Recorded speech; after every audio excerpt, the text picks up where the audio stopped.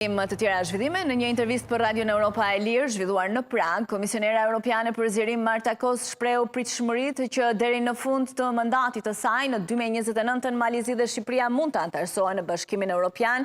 Duke folur për situatën në Ballkanin Perëndimor, ajo theksoi se ky rajon në disa aspekte ka qenë në gjendje në më të mirë se para 20 vjetësh.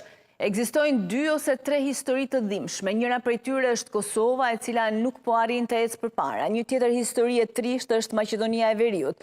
Nëse do të kishim pritur Ukrainën aq gjatë sa kemi pritur Maqedoninë e Veriut për të nisur negociatat, atëherë Ukraina do të fillonte negociatat në 2045-ën. E natyrisht, është edhe Bosnia dhe Hercegovina, u shpreh Marta Kos, e pyetur nëse Milorad Dodik mund të shihet si një bashkëbisedues i vlefshëm në procesin e anëtarësimit të Bosnia-Hercegovinës në Bashkimin Evropian.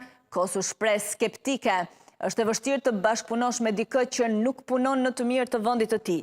Bosnia-Hercegovinës është po aq e vështirë të kesh të bësh me dikë që vepron kundër integritetit territorial, sovranitetit dhe rendit kushtetues të shtetit. Ky është një nga arsyet të pse nuk kemi qenë në gjendje të hapim negociatat me Bosnjën, ndonse ajo ka status kandidati, por për shkak të krizës së brendshme politike, ata nuk janë në gjendje të caktojnë as kryenegociatorin, theksoi komisionerja. Ajo shtoi se autoritetet e Bosnjës nuk kanë arritur as të përpilojnë një agjendë reformash që do të mundsonte përfitimin e 1 miliard eurove nga plani i rritjes i Bashkimit Evropian. Po punojmë seriozisht për këtë çështje, shtoi ajo.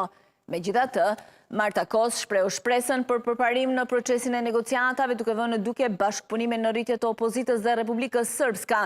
Ka disa pika pozitive dhe një prej tyre është që opozita në Republikën Sërbska po bëhet më konstruktive. Kjo mund të jetë një hap i rëndësishëm drejt përparimit të procesit të negociatave, u shpreh ajo. Sa i përket sanksioneve ndaj Dodik për sjelljen e tij destruktive, Marta Kos tha se kjo nuk është e realizueshme për momentin, pasi nuk ka pajtueshmëri mes shteteve anëtare të Bashkimit Evropian. Shtetet anëtare nuk janë të bashkuara për të vendosur sanksione kundër Milorad Dodik, përfundoi ajo.